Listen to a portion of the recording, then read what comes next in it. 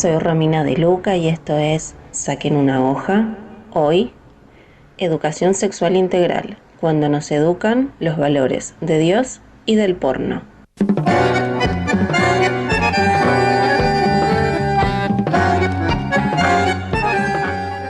Gustavo, oyentes. Bueno, ustedes saben que a lo largo de esta columna buscamos incorporar lo que nosotros llamamos la lucha cultural o batalla ideológica. Es decir, entender que la escuela es un lugar para disputar los sentidos de lo que allí se enseña y también atender a los silencios, eso de lo que no se habla. Ustedes saben, este 2021 se cumplieron 15 años de la sanción de la Ley de Educación Sexual Integral y lo cierto es que recientemente la denuncia de las estudiantes de segundo B del Colegio Roque González de Posadas Misiones nos actualiza una ya vieja discusión. ¿Cómo es que se dicta la ESI en decenas de miles de escuelas de nuestro país? Sobre eso vamos a hablar hoy porque queremos una ESI feminista en las escuelas, ya que es la única forma de contribuir a erradicar la violencia contra las mujeres. Antes de empezar, un breve contexto y la dedicatoria especial de esta columna para todas esas estudiantes de la Roque González y de las otras escuelas que se solidarizaron con ellas para decir basta. Breve contexto, para luego pensar por qué esto es un botón de muestra, ¿no? La semana pasada trascendió en los medios la sentada que hizo un grupo de estudiantes, muchas mujeres acompañadas también por algunos varones, denunciando sufrir acoso sistemático y amenazas de abuso sexual por parte de sus propios compañeros. Denunciaron manoseos que levantaban sus polleras y les sacaban fotos, subiéndolas incluso a canales y grupos escolares. Trascendió además un chat de los varones implicados que conversaban sobre cómo acosar a sus compañeras y amenazaban incluso con violarlas en manada. Sí, como el tristemente célebre caso de la manada de Pamplona, Navarra, en España en 2016, cuando 5 hijos sanos del patriarcado violaron en masa a una mujer de 18 años. Lo cierto es que las autoridades de la escuela misionera actuaron como la defensa de los imputados del caso español. Acusaron a las víctimas. Los directivos de la institución, sabiendo de la situación, no hicieron nada al respecto. Desde principios de año conocían las denuncias y acusaron a las víctimas de usar polleras cortas y sostuvieron que los hombres estaban protegidos por Dios. Claro, el episodio se produjo en una escuela confesional y tuvo que llegar a los medios de comunicación para que el directivo tomara cartas en el asunto. Prometió tomar medidas de sanción para los alumnos implicados y se solidarizó con las víctimas. Prometió un abordaje grupal sobre la problemática y convenientemente anunció el inicio de una investigación interna para tomar las medidas disciplinarias, medidas severas y correctivas con los alumnos involucrados. Está claro que estos adolescentes varones actúan ganados por la ideología del machismo y por eso son vehículos de la violencia contra las mujeres en el marco de una sociedad patriarcal. Conviene preguntarse entonces qué hizo o qué hace esa escuela y qué ocurre en el resto del sistema, pensando hoy en particular el lugar de la iglesia o las iglesias en toda esta discusión. En primer lugar, un dato no menor es que estamos hablando, como les dije antes, de una escuela confesional. Y en efecto, la injerencia de las confesiones religiosas en la educación es amplísimo, y en particular la Iglesia Católica, pero también las evangélicas han sido un gran obstáculo para la implementación de la educación sexual integral de manera transversal en todas las escuelas del país. Al respecto, no viene mal recordar por qué la Iglesia tiene poder de veto.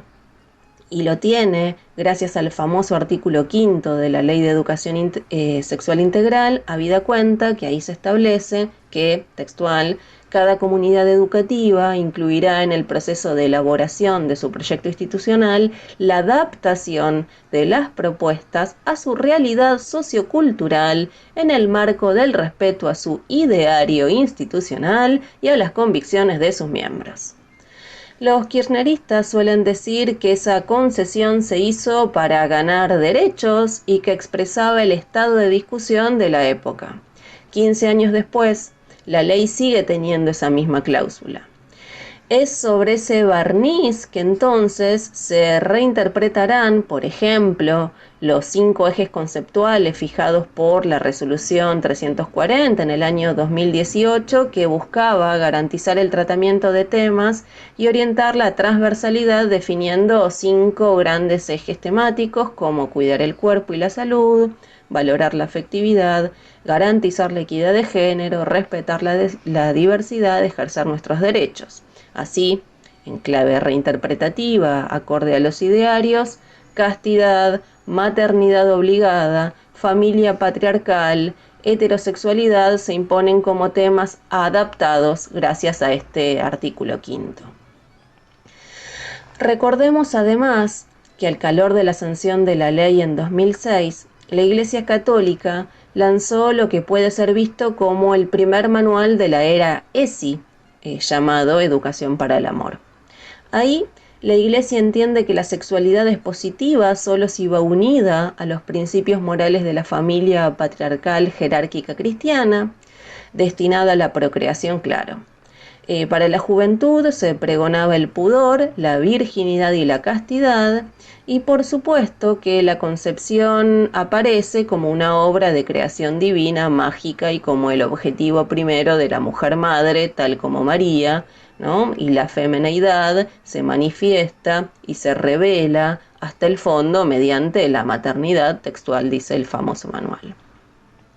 Lo hondo que cala esto puede verse en las declaraciones de galanes de TV, a lo Facundo Arana, quien señaló que la mujer se completa cuando es madre, o cuando otro, Guillermo Andino, decide cuándo va a parir su mujer para ver un partido de fútbol de no recuerdo qué torneo y lo confiesa sueltito de cuerpo en TV.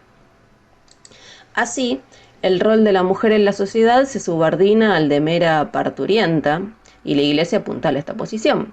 Por supuesto que la única forma normal de familia es la patriarcal y las otras formas son no modélicas, por lo que lesbianas y homosexuales deberían pasar su vida, y la eternidad posterior, claro, en penitencia. Familia y sufrimiento, orden y explotación, espiritualidad y moralidad son los grandes puntales ideológicos que hilvana en esta construcción el manual de la Iglesia. Del preservativo, el VIH y la porcelana de Albino, ¿se acuerdan? A propósito del debate por la interrupción legal y voluntaria del embarazo, allá lejos por 2018, ¿no? A las sendas declaraciones, pero muy anteriores, del Consorcio de Médicos Católicos de 2005, si algo le falta a la perspectiva clerical es precisamente ciencia. Por otro lado, no extraña que la escuela en cuestión haya hecho mutis por el foro frente a las denuncias de las estudiantes. Precisamente forma parte de sus presupuestos sobre quiénes deben atender el problema, las familias. En efecto, la postura histórica de la Iglesia es que la educación debe darse principalmente en el ambiente familiar y la escuela, pero también el Estado que dirige la escuela, tienen entonces un rol subsidiario. Al casarse los padres, tienen la obligación de transmitirles a sus hijos los valores religiosos y morales, tales como respeto, amor, sentido de justicia, hospitalidad, solidaridad, amor a la patria y los símbolos nacionales. Como si esto fuera poco, la concepción de la educación sexual clerical es profundamente sexista. Las madres educan a las hijas y los padres a los hijos. En su orden natural de las cosas, en ese orden querido por Dios, la mujer ocupa, claro, un lugar inferior. No extraña entonces que la primera reacción del cura que dirige la escuela fue acusar a las estudiantes de ser las causantes del acoso.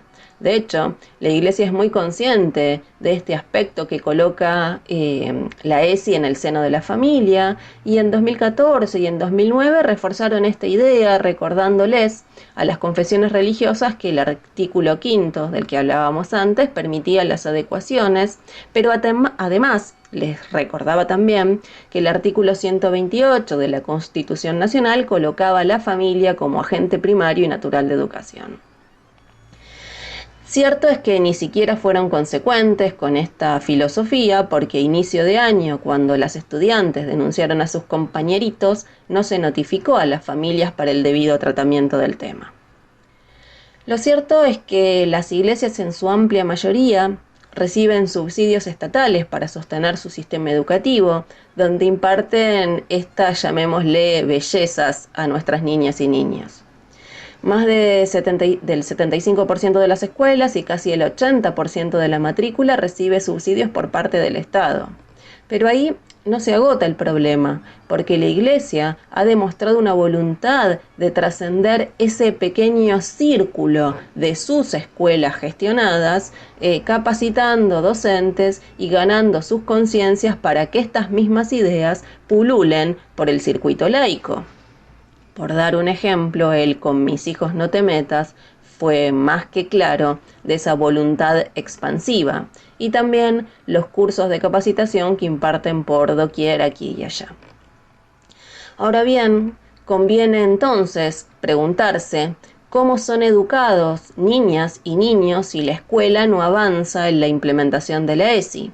Los educa la industria del sexo y la pornografía, esa que mercantiliza los cuerpos de las mujeres, que los coloca como objetos de contemplación y de deseo masculino, esa que naturaliza la violencia extrema para que las mujeres representa la prostitución y también la cultura de la violación, claro.